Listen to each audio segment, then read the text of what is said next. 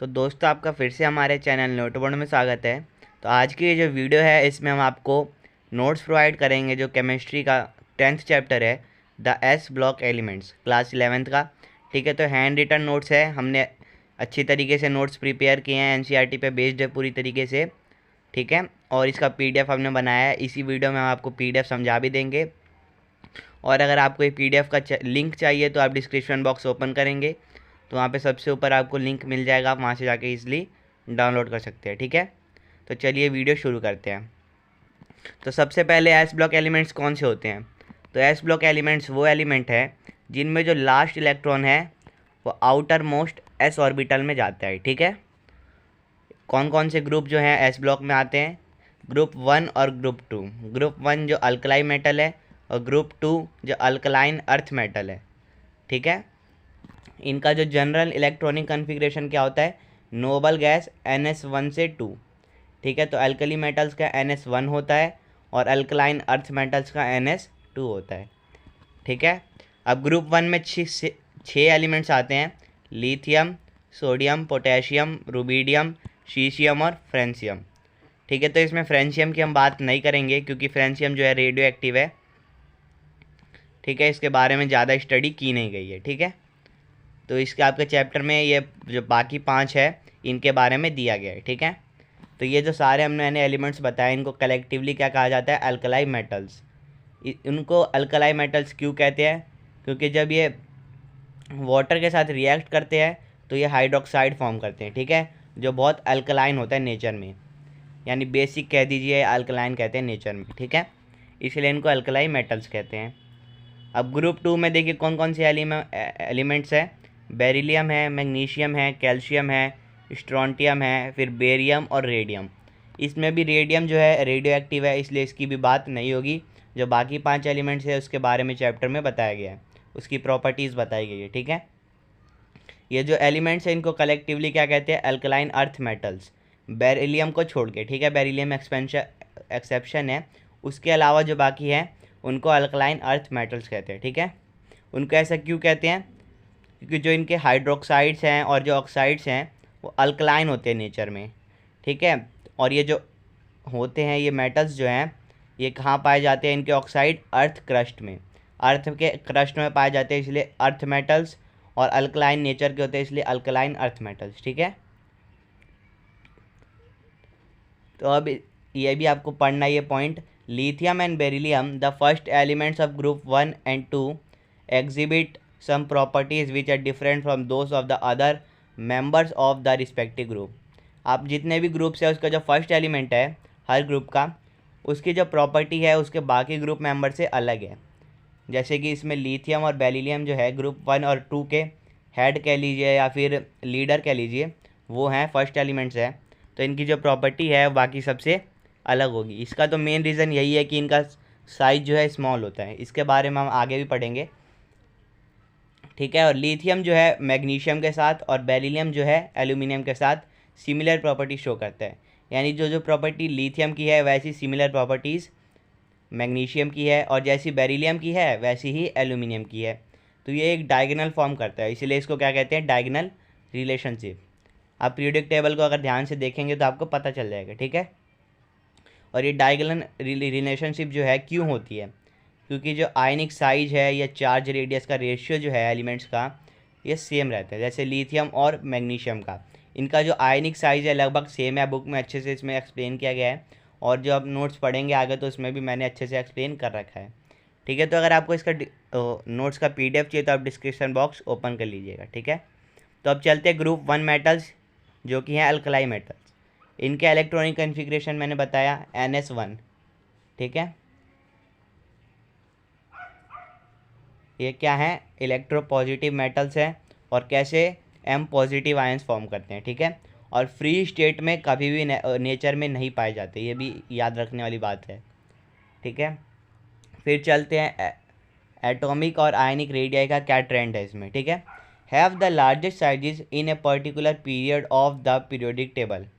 सबसे बड़ा जो साइज है किसी भी पीरियड में पीरियोडिक टेबल का वो EC का है। ठीक है, अल्कलाई मेटल्स का। With increase in atomic number the atom becomes large. जैसे जैसे एटॉमिक नंबर बढ़ेगा एटम लार्ज होते जाएगा। जैसे कि लिथियम का एटॉमिक नंबर 3 है तो वो छोटा है। उससे अगर आगे देखेंगे ग्रुप 1 में तो उसमें आता है सोडियम जिसका एटॉमिक नंबर 11 है, तो उसका जो एटॉमिक जो रेडियस कह लेंगे आप तो वो बड़ा होगा, ठीक है। M plus is smaller than the parent atom, यानी जो ये आयन फॉर्म हुआ है एम प्लस वो क्या है, पेरेंट एटम से छोटा होगा, ठीक है। The atomic and ionic radii of alkali metals increase on moving down the group. जब हम ग्रुप में नीचे जाते हैं यानी लिथियम से सोडियम, सोडियम से पोटेशियम, पोटेशियम से रूबीडियम, फिर सीशियम, ऐसे जब जाते हैं तो क्या होता है, ये इंक्रीज़ होता है, ठीक है। एटॉमिक और आयनिक रेडियाई इंक्रीज़ होता है, ये जनरल ट्रेंड है। थर्ड जो चैप्टर था केमिस्ट्री का उसमें भी आपने पढ़ा होगा, ठीक है। अब आता है ionisation enthalpy. Low ionisation enthalpy, तो अल्कलाई मेटल्स क्या होता है, लो आयनाइजेशन एंथैल्पी होती है and decrease down the group from Li to Cs। Lithium से सीशियम की तरफ जब जाते हैं तो इनकी जो आयनाइजेशन एंथैल्पी है वो डिक्रीज़ करती है। इसका क्यों होता है, क्योंकि जो इंक्रीजिंग जो साइज है वो इंक्रीजिंग न्यूक्लियर चार्ज से ज़्यादा हो जाता है, ठीक है। और जो आउटर मोस्ट इलेक्ट्रॉन है वो अच्छी तरीके से स्क्रीन हो जाता है न्यूक्लियर चार्ज से, इसलिए जो होता है ज़्यादा एनर्जी हमें ऊपर वाले जो एलिमेंट्स होते हैं उनको निकालने के लिए ज़्यादा एनर्जी चाहिए होती है, और जैसे नीचे जाते हैं एनर्जी जो है कम होने लगती है, ठीक है। इसलिए जो आयनाइजेशन एंथैल्पी है वो भी डिक्रीज़ हो जाती है। अब आता है आपका एक टॉपिक है hydration enthalpy. Decrease with increase in ionic size, जितना जो आयंस का साइज है बढ़ते जाएगा हाइड्रेशन एंथैल्पी जो है डिक्रीज होते जाएगी, ठीक है। और लिथियम प्लस जो है सबसे ज़्यादा उसका डिग्री ऑफ हाइड्रेशन होता है। Lithium salts are mostly hydrated, और जो लिथियम के सॉल्ट्स होते हैं वो भी मोस्टली हाइड्रेटेड होते हैं। एग्जांपल देख लीजिए LiCl2H2O, ठीक है, ये हाइड्रेटेड सॉल्ट है। अब आते हैं फिजिकल प्रॉपर्टीज़। तो एल्कलाई मेटल्स जो होते हैं सिल्वरी वाइट कलर के होते हैं, सॉफ्ट होते हैं और हल्के होते हैं, लाइट मेटल्स होते हैं। इनकी जो डेंसिटी होती है वो लो होती है, और डाउन द ग्रुप जाते हैं यानी लिथियम से जब सीशियम की तरफ जाते हैं तो ये इंक्रीज़ होती है डेंसिटी।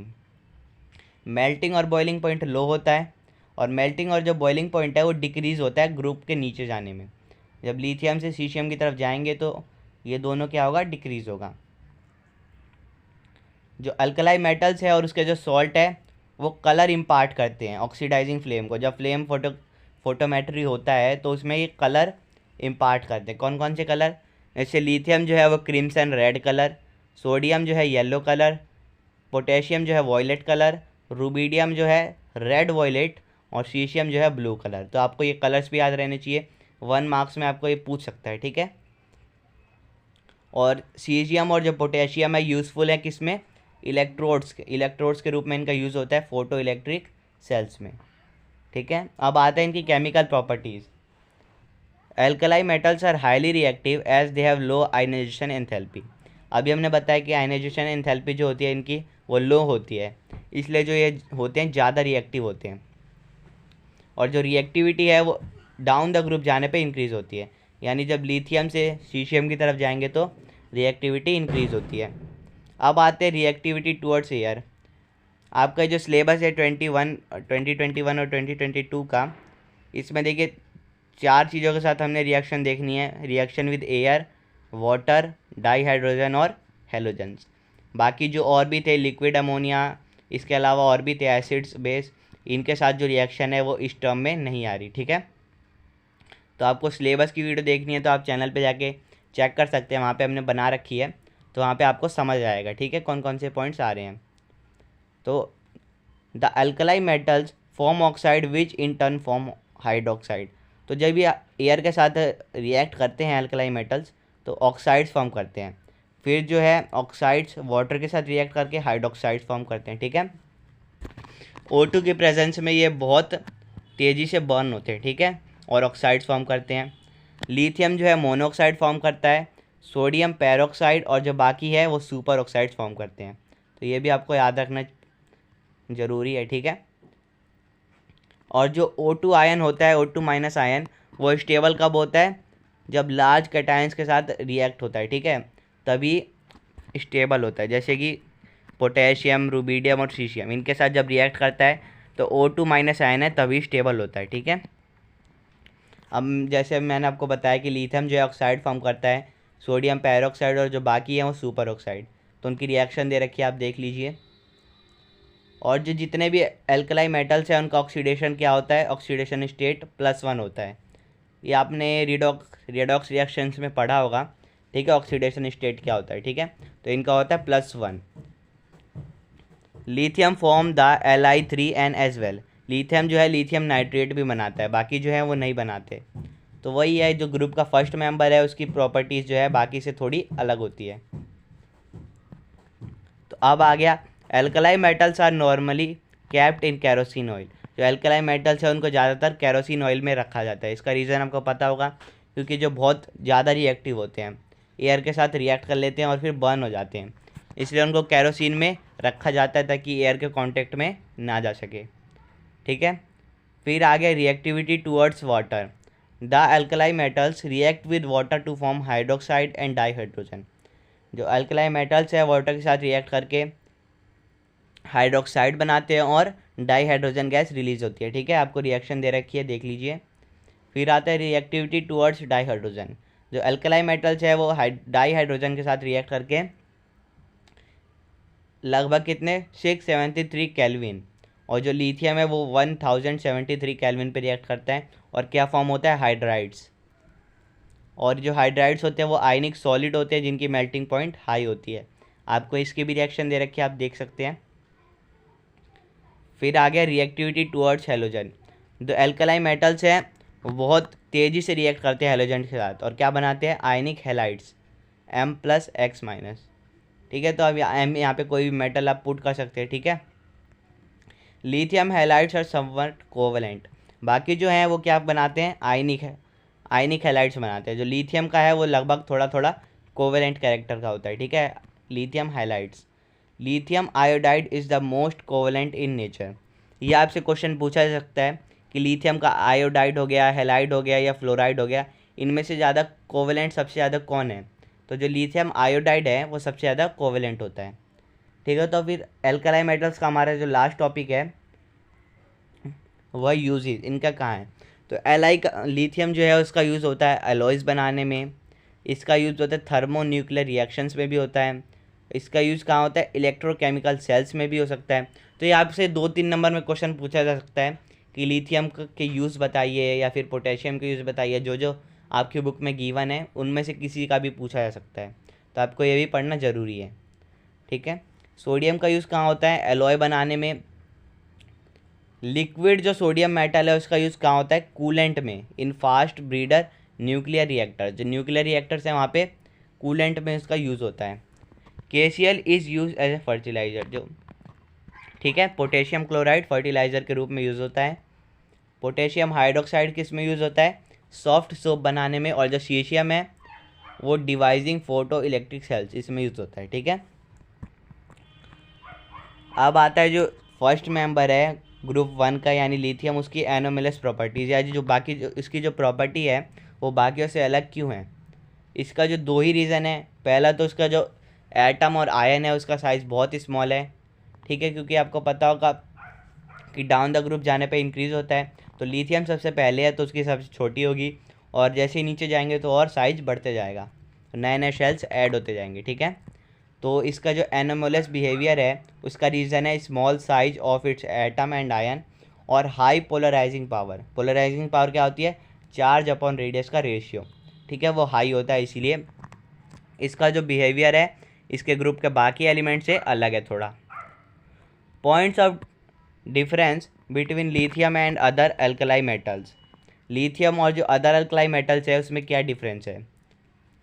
लिथियम जो है मच हार्डर है, उसका जो मेल्टिंग एंड बॉइलिंग पॉइंट है वो हाई है बाकी सबसे, ठीक है। हार्ड है तो उसको मेल्ट और बॉईल करना बहुत डिफ़िकल्ट होगा, इसलिए ज़्यादा उसका मेल्टिंग और बॉइलिंग पॉइंट है, ठीक है। ये लीस्ट रिएक्टिव है और स्ट्रॉन्गेस्ट रिड्यूसिंग एजेंट है।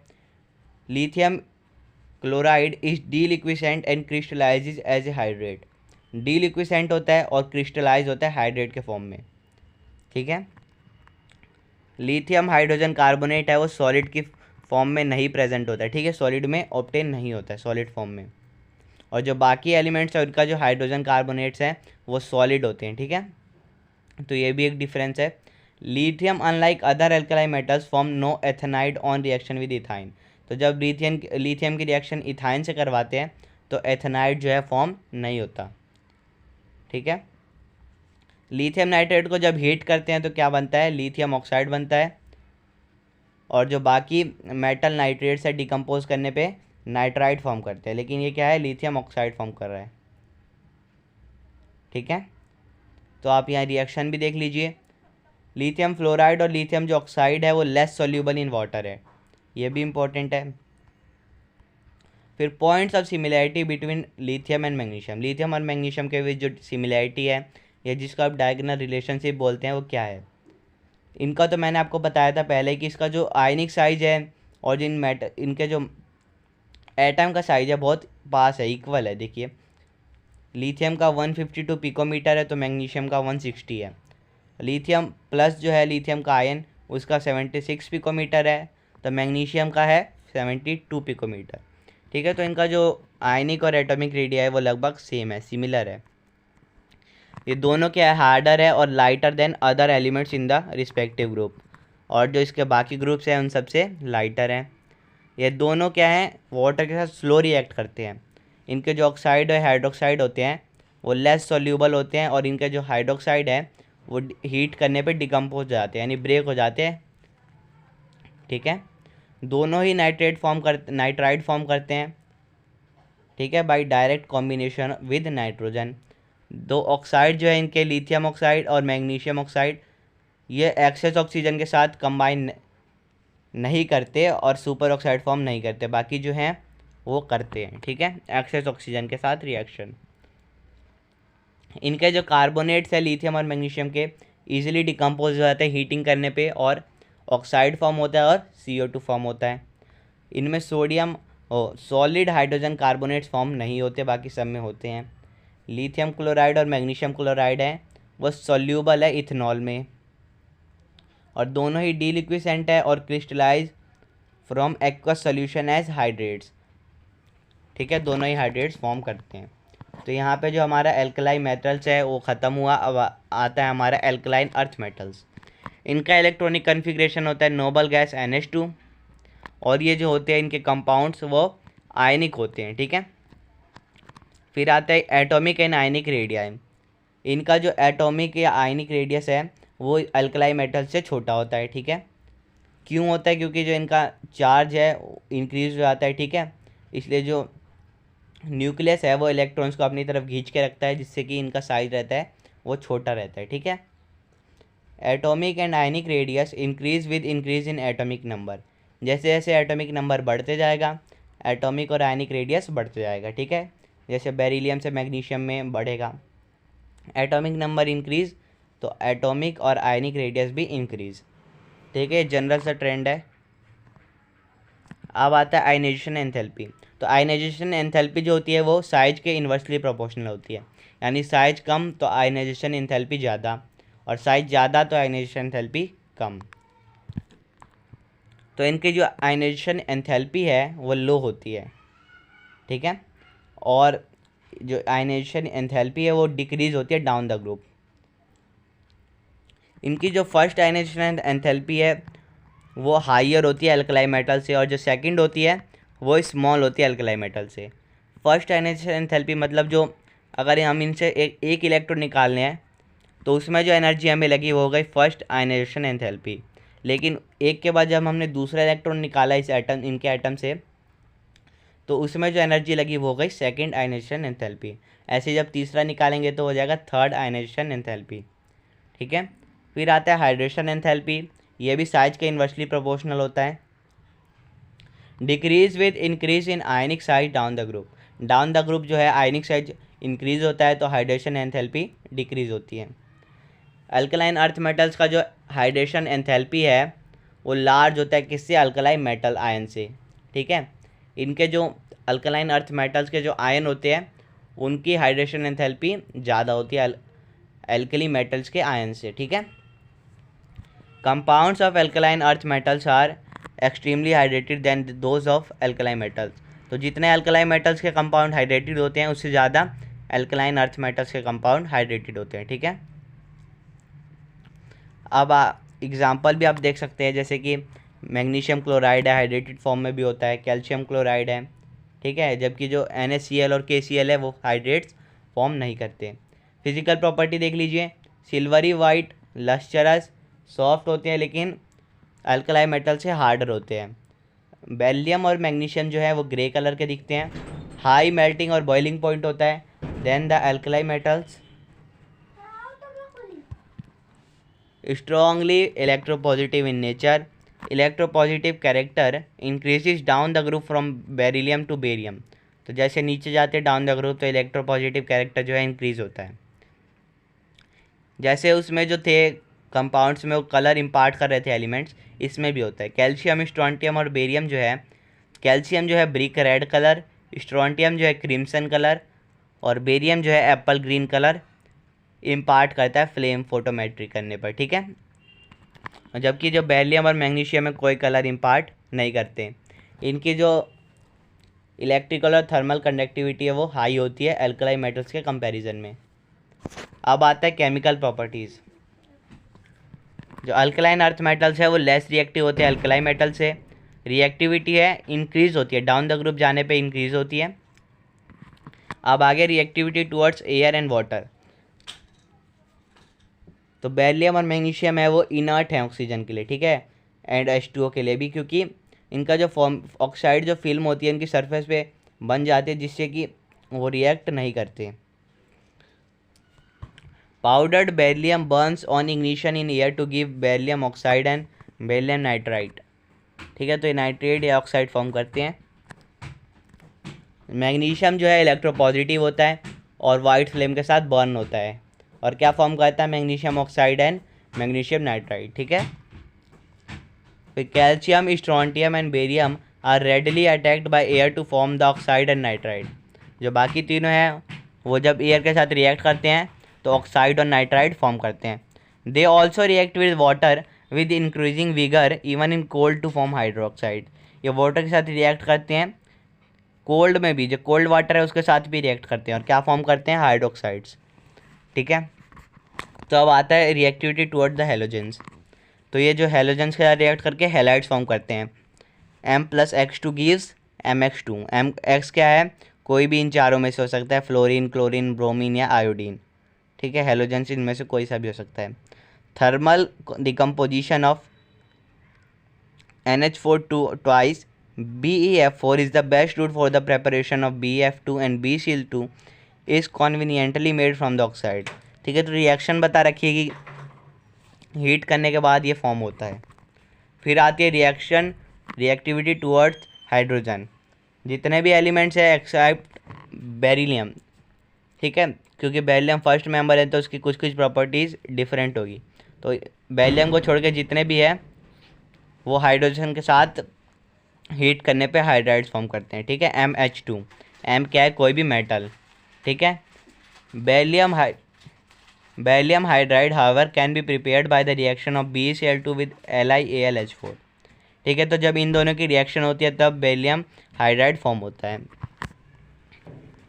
यूजेस देख लीजिए, बेरिलियम का यूज़ होता है एलॉयज़ बनाने में। कॉपर और बेरिलियम के जो एलॉयज़ हैं वो हाई स्ट्रेंथ स्प्रिंग बनाने में यूज़ होते हैं। मेटेलिक बेरिलियम जो है वो विंडो ऑफ एक्सरे ट्यूब, ठीक है, एक्सरे ट्यूब की विंडो बनाने में यूज़ होता है। मैग्नीशियम जो है एलॉयज़ किसके साथ फॉर्म करता है, एल्यूमिनियम, जिंक, मैंगनीज, ठीक है, टीन के साथ। और इनके जो एलॉयज़ होते हैं वो लाइट होते हैं मास में और एयरक्राफ्ट कंस्ट्रक्शन में यूज़ होते हैं। मैग्नीशियम जो है फ्लैश पाउडर्स, बल्ब्स में, बॉम्ब और सिग्नल इन सब में बनाने में यूज़ होता है। तो आपको इसके यूज़ भी पता होने चाहिए। आपसे 2 नंबर में पूछ सकता है कि मैग्नीशियम के कोई 2 यूज़ बताए, तो आप बता सकते हैं इजीली अगर आपने ये पढ़ा है तो, ठीक है। तो PDF वापस देखते हैं कहाँ पे थे हम, ठीक है। तो यहाँ पे जो यूज़ दे रखे हैं और भी आप देख लीजिए। रेडियम जो इसके बारे में हमने कुछ भी नहीं पढ़ा, तो वो क्या है, रेडियोथेरेपी में यूज़ होता है क्योंकि रेडियो एक्टिव एलिमेंट है, जैसे कैंसर के ट्रीटमेंट में यूज़ होता है, ठीक है। तो ये भी इंपॉर्टेंट है। एनोमोलस बिहेवियर ऑफ बेरिलियम, जैसे ग्रुप 1 में लिथियम था वैसे यहाँ पे बेरिलियम है। इसका स्मॉल है, एटॉमिक और आयनिक साइज स्मॉल है बाकी मेंबर्स के कंपैरिजन में। इसलिए ये एनोमलस बिहेवियर शो करता है। हाई आयनाइजेशन एंथैल्पी है और स्मॉल साइज है, ठीक है, इसलिए जो उसके कंपाउंड होते हैं वो कोवेलेंट होते हैं और इजीली हाइड्रोलाइज्ड हो जाते हैं, ठीक है। और इसमें कोऑर्डिनेशन जो नंबर है 4 से ज़्यादा नहीं हो सकता, ठीक है। कोऑर्डिनेशन नंबर भी आप पढ़ेंगे आगे, ठीक है। तो कोऑर्डिनेशन जो नंबर है अभी आप याद रखिए कि 4 से ज़्यादा नहीं हो सकता। और जो बाकी मेंबर्स है ग्रुप के वो 6 कोऑर्डिनेशन नंबर शो कर सकते हैं। और जो इसके हाइड्रोक्साइड होते हैं और ऑक्साइड होते हैं बेरिलियम के, वो एम्फोटेरिक इन नेचर होते हैं, यानी एसिड और बेस दोनों के साथ रिएक्ट करते हैं, दोनों जैसा बिहेव कर सकते हैं, ठीक है। अब डायगोनल रिलेशनशिप जैसे लिथियम और एल्यूमिनियम के बीच था, वैसे यहाँ पे लिथियम और मैग्नीशियम के बीच था, सॉरी, वैसे यहाँ पे बेरिलियम और एल्यूमिनियम है, ठीक है। आप यहाँ देख लीजिए, पढ़ लीजिए क्या क्या पॉइंट्स दे रखे हैं, आप इजीली इसको पढ़ लीजिए। लगभग सेम पॉइंट्स है दोनों में, जैसा बेरिलियम में होता है वैसा ही एल्यूमिनियम में होता है। तो जो हमने बेरिलियम की प्रॉपर्टी पढ़ी है उसमें से बहुत ज़्यादा जो प्रॉपर्टीज़ है वो एल्यूमिनियम की भी होती है, ठीक है।